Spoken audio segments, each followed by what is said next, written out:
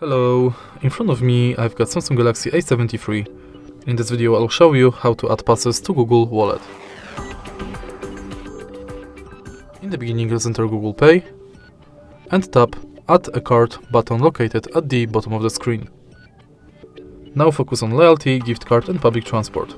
First let's go to Loyalty and select loyalty card you would like to add, for example Payback Poland. Now you can scan your card or enter member ID. Now go back and select gift card.